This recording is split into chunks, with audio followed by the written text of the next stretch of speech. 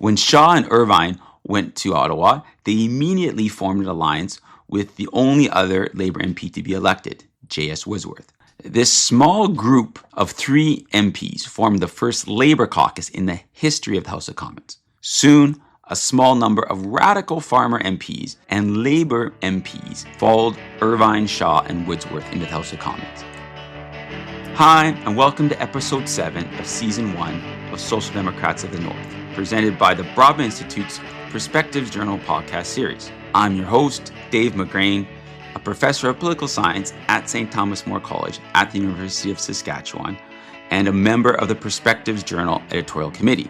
From Confederation to the Quiet Revolution, Social Democrats of the North takes you on a journey through history to discover the lives and ideas of the leaders who have shaped Canadian social democracy.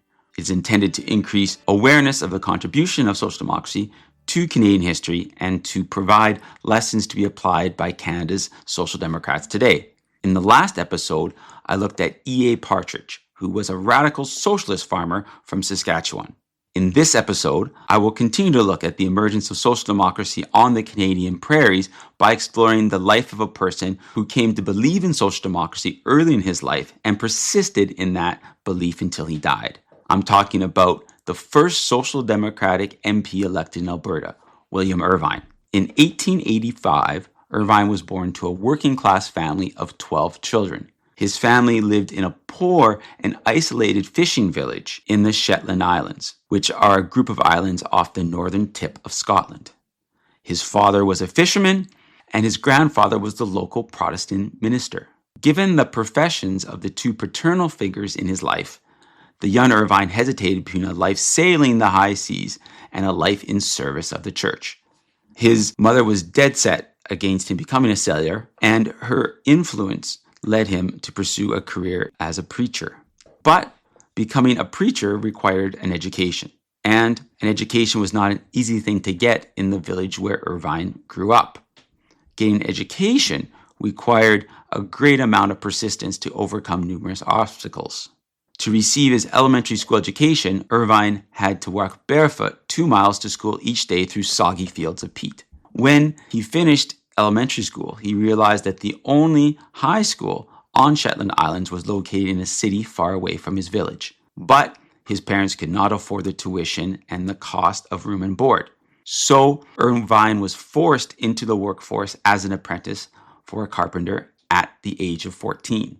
However, he did not give up on his dream to be a preacher. In 1902, at the age of only 17, Irvine migrated to the United States to work as a carpenter in the preparations for the World Fair in St. Louis. While working as a carpenter, he began to speak at youth meetings held at a local Methodist church. One day, after one of those meetings, an elderly gentleman quietly approached Irvine and inquired about his ambitions and background. He informed the gentleman that he wanted nothing more than to get an education and to become a minister to preach the word of God. Irvine didn't think much about the encounter and returned to his work as a carpenter. Much to his surprise, he received a letter from a local college a week later. The letter said that an anonymous donor had given enough money for him to complete his high school and start on his theological education. Just as he was almost finished his education to become a minister in the Methodist Church, tragedy struck Irvine, and he was faced with another setback. He fell very ill, and he was forced to return to Scotland so his family could take care of him. He was devastated. He had moved away from home and had almost finished the training necessary to become a minister. But now he was back to square one. Nonetheless, Irvine was not the type of person who was easily discouraged. He was relentless in his pursuit of his goals. Once he regained his health, he was given the job of preaching to 3 churches in the northern part of the Shetland Islands, even though he had not yet received his full training to be a minister. He had to walk a total of 20 miles each Sunday to preach in all 3 churches. It should be noted that the hardships experienced by Irvine in practicing his ministry were mirrored in the lives of the members of his congregation. He preached to poor fishermen who were struggling to find enough food to eat because the large fishing processing companies exploited them by paying them next to nothing for the fish that they caught. The plight of the poor fishermen in his congregation led Irvine to become interested in the social democratic ideas of the Labour Party that was emerging in England and Scotland at the time. He was especially influenced by fellow Scotsman Keir Hardie, who was chosen as the Labour Party's first leader in 1906. He agreed with Hardie that social democracy was the only way to reduce the poverty of the working class. Irvine used the money earned from preaching to finish his examinations to officially become a minister in the Methodist Church, and he was able to save enough money for passage back to North America. One day, the father of J.S. Wordsworth came to Irvine's village to recruit Methodist ministers to come to Canada. With his education finally complete and enough money saved to make it across the Atlantic, Irvine leaped at the chance. His persistence, it appeared, was finally starting to pay off. In 1907, Irvine boarded a boat for Canada and made the 10-day crossing to Halifax. He then traveled by train all the way to Winnipeg. Once he arrived in Winnipeg, Irvine was faced with another obstacle. The Methodist Church in Canada did not fully recognize his training as a minister, and he was forced to take additional classes to become ordained in Canada. But the church would not pay for those classes. Irvine was forced once again to work hard labor to finance his education. He worked on farms south of Winnipeg for $1 a day in his food. He worked as a missionary in the remote lumberjack camps in northern Saskatchewan. And he worked as a carpenter when he could. Finally, in 1914, he completed his theological training and was ordained. He was sent to Emo, Ontario, for his first full-time job as a Methodist minister at the age of 30. It was Irvine's dream job, and all of the hard work that he had done to get there suddenly seemed worth it. But he soon started to generate controversy. Irvine was a big social gospeler. In episode 5 on J.S. Wordsworth, I discussed the social gospel in great detail. If you did not listen to that episode, the gist of the social gospel is that Christianity requires that we do things to reduce the poverty of our fellow human beings on earth. Christians can't expect to get to heaven by sitting around praying all the time. They must do everything they can to reduce the suffering of others. Irvine preached the social gospel in all of his sermons. He never hesitated to point out all of the evils of the capitalist economic system that exploited workers and farmers. But Irvine did more than just preach the social gospel. He practiced it too. Most of the farmers around Emo were living on the edge of poverty. As a solution, Irvine worked with farmers to form a cooperative that would buy their produce at a fair price and sell them farm implements at a reasonable cost. The local merchants on the board of directors of Irvine's church had been taking advantage of the farmers for many years. The merchants were incensed that Irvine's cooperative was cutting into their profits. They summoned Irvine and told him bluntly, "We did not hire you to preach socialism, but we hired you to teach about the crucifixion of Jesus Christ." To which Irvine replied, the way that the merchants were acting towards local farmers was crucifying Jesus Christ more than anything that he had ever said in his sermons. Despite this pressure from the group of merchants on the church board, Irvine felt that he had to persist in his beliefs and not give up. Tensions continued to rise in Irvine's congregation, and he eventually was charged with heresy by the church board. The Methodist Church headquarters subsequently ordered an inquiry into Irvine's sermons. At this point, Irvine had to choose: resign from his dream job or sacrifice his social gospel beliefs. He decided to resign. It was a low time in his life. Yet, it ended up opening up a new opportunity for him.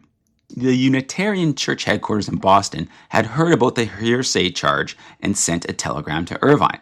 In the telegram, they said they agreed with Irvine's social gospel beliefs.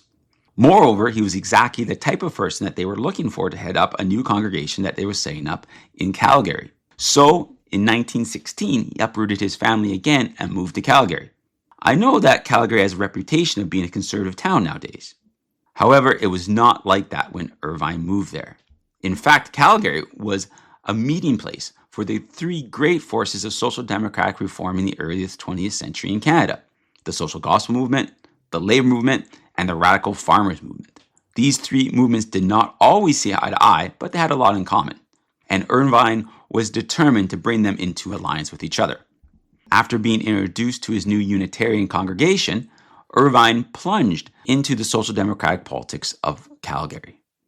His first move was to found a number of radical newspapers to counteract the influence of the conservative Calgary Herald that was owned by the city's biggest businessmen. These newspapers took on various names, like the Nutcracker, the Alberta Nonpartisan, and the Western Independent. But the message always stayed the same. Conservative and Liberal parties were working in favor of an economic system that exploited the many to enrich the few. The only good thing for a good Christian to do was to rise up in opposition to the Conservatives and Liberals and to fight for social justice for farmers and workers. In addition to founding and writing these newspapers, Irvine became deeply involved in Calgary's labor movement. He founded the People's Church that was based on what was known at the time as the Labor Church movement. Under his leadership, the People's Church flourished in Calgary with a membership made up of union leaders and other radicals. Not only were these union leaders walking on picket lines together during the weekdays, they were now also worshiping together on Sunday.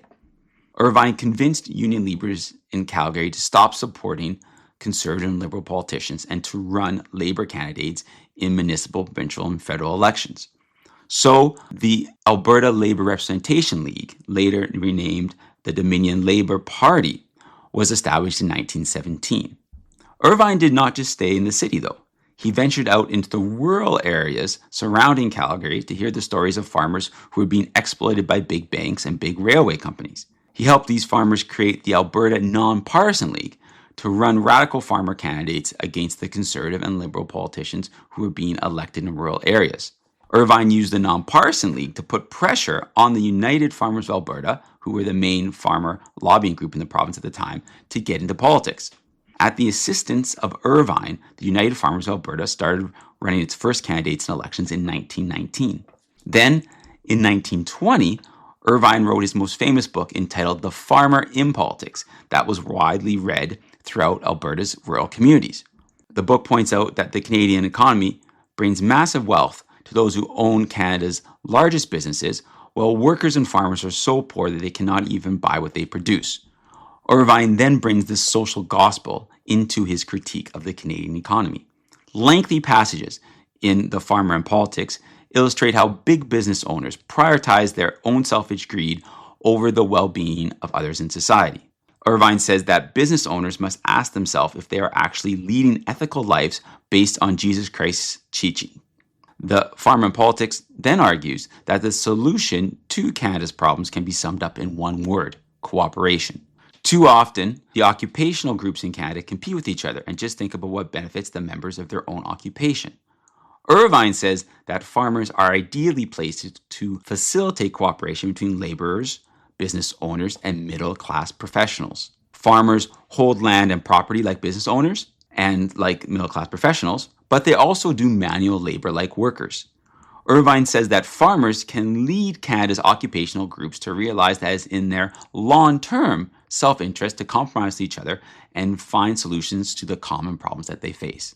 He says that cooperation among different occupational groups can create a more compassionate Canada, where there is no longer massive wealth for the few and horrible poverty for the many.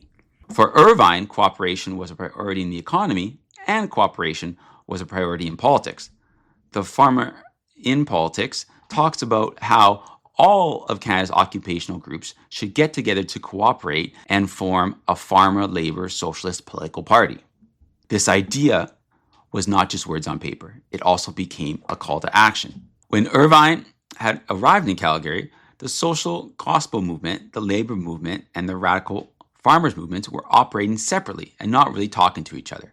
Through Irvine's persistence, they entered into a loose and informal alliance at the beginning of the 1920s.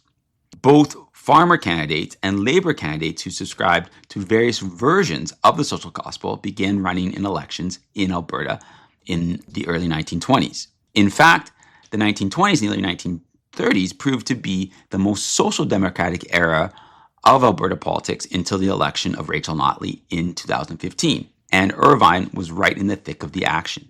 He was elected as a Labour Party candidate in Calgary East in the 1921 federal election with the support of the United Farmers of Alberta. He was actually one of two MPs that Calgary sent to Ottawa that election, the other being Joseph Shaw. When Shaw and Irvine went to Ottawa, they immediately formed an alliance with the only other Labour MP to be elected, J.S. Wisworth. This small group of 3 MPs formed the first Labour caucus in the history of the House of Commons. Soon, a small number of radical farmer MPs and Labour MPs followed Irvine, Shaw, and Wordsworth into the House of Commons, and many were actually from Alberta. Irvine himself changed from being a Labour MP to being a radical farmer MP in the mid-1920s. After he was defeated as a Labour candidate in the 1925 federal election in a Calgary seat, he stayed true to form and did not give up. He ran as a United Farmers of Alberta candidate in a rural riding south of Edmonton in 1926 and was returned back to the House of Commons. In fact, in this time period, Alberta was very much a left-wing influence on federal politics in Canada. Irvine joined with several other radical farmer MPs and Labour MPs from Alberta to become part of what was known as the Ginger Group in the House of Commons. The Ginger Group never had more than 10 MPs, but they were still determined to see social democratic reforms happen. They were actually able to play an outsized role in the House of Commons during the 1920s because the Liberals were in a minority government situation. Under the leadership of Wordsworth and Irvine, the Ginger Group got the Liberal government to create some of the first social programs in Canadian history, such as public pensions and government-administered unemployment insurance. At the provincial level, Alberta was also making a slight turn towards social democracy. The United Farmers of Alberta, the radical farmers organization that Irvine had urged to get into politics, won 3 Alberta provincial elections in a row.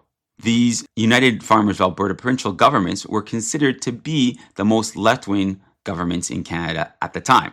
Indeed, they enacted social democratic reforms, like improving medical care for the working class, broadening labor rights, and increasing taxes on the rich. At the end of the 1920s, the social gospel movement, the labor movement, and the radical farmers movement were working closely together in Alberta and in many other parts of Canada. But they were not really united into a single political party. As someone who was simultaneously involved in all 3 movements, Irvine had long advocated for the unification into a single political force. With the onset of the Great Depression in 1930, people were finally ready to listen for his calls for unity. In the early 1930s, Irvine worked with persistence and determination to bring these different groups together to form a single political party that would represent farmers, labor, and social gospelers. In fact, it was in Irvine's office in the center block of the House of Commons where the faithful meeting of representatives of many social democratic organizations took place on May 26, 1932.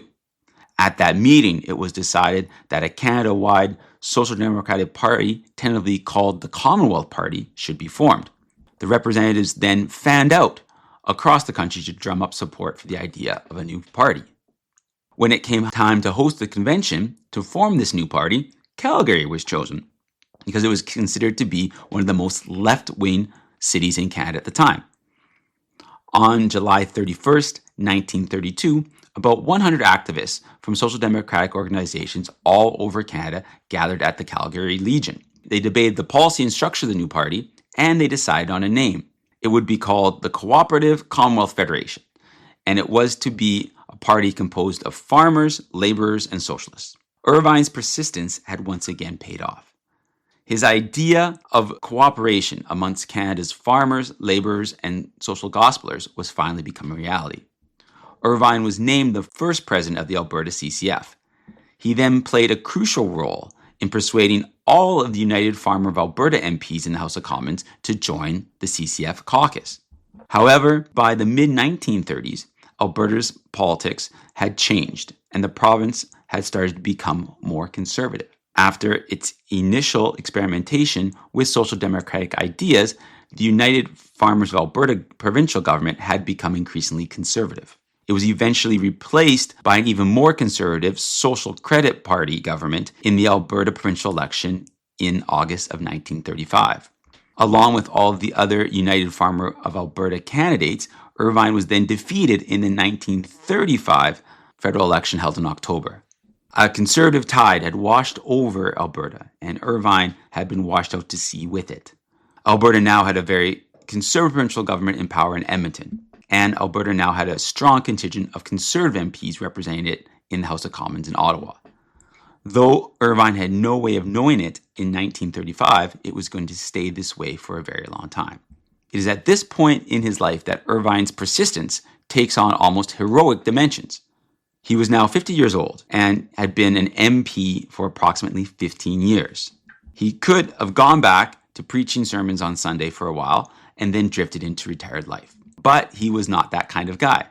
In 1935, the CCF was only 3 years old, and its existence was still fragile.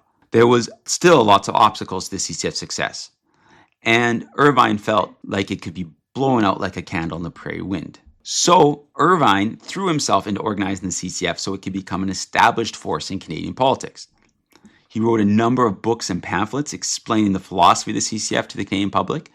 He even authored 2 fictional plays that were performed in various theaters in Western Canada as a way to spread the CCF's ideas. One called You Can't Do That, and another called In Brains We Trust. And Irvine definitely did not let his defeat in the 1935 federal election discourage him from running for political office again. The CCF needed candidates to ensure its long-term success. So Irvine ran as a candidate several more times for the CCF, and not just in Alberta. He also ran in Saskatchewan and British Columbia. For the most part, he was unsuccessful in getting elected during the latter part of his life, though he was elected from 1945 to 1950 in the Caribou riding in the interior of British Columbia.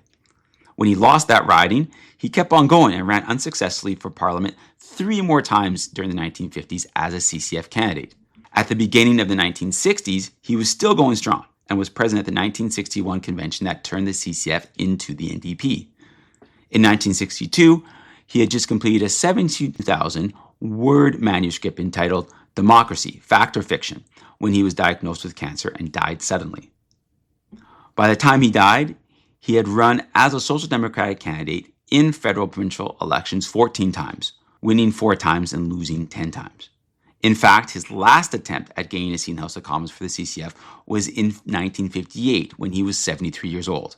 Due to his persistence and his tireless dedication to the cause of social democracy, Irvine had an enormous influence on Canadian political history.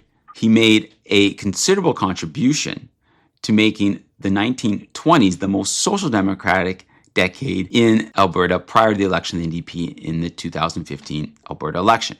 And the creation of the CCF in the early 1930s as a farmer labor socialist party was directly inspired by his ideas of cooperation amongst Canada's economic and occupational groups. He then played a crucial role from the 1930s onwards, all the way into the 1960s, to ensure that the CCF was not just a flash in the pan. His work ensured that the CCF established itself as a viable political party whose structure and organization lives on today in the form of the NDP.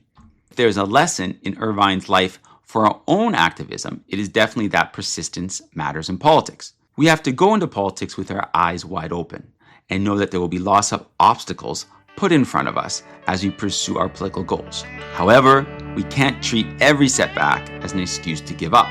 It is only through persistence and the faith that we will succeed someday in the future that we can move forward. I'm Dave McGrane, and thanks for joining me on Social Democrats of the North, a Perspectives Journal podcast series produced by the Broadbent Institute. If you enjoyed this episode, please subscribe and leave a review on the Perspective Journal's podcast on all major podcast forums, and share it with someone you know who loves Canadian political history. And subscribe to Press Progress's award-winning Sources podcast that digs deeper into the news stories you won't find in any major newspaper. Perspective Journal podcast and Sources are proud members of the Harbinger Media Network, Canada's progressive podcast community. You can read more in Perspectives Journal, a publication of the Broadbent Institute, by visiting perspectivesjournal.ca. Also, get more information on the work of the Broadbent Institute by subscribing to our mail list at broadbentinstitute.ca/subscribe. Next time, we will look at the life of a fearless trailblazer who became Canada's first female MP. Until then, keep questioning the status quo and stay social democratic.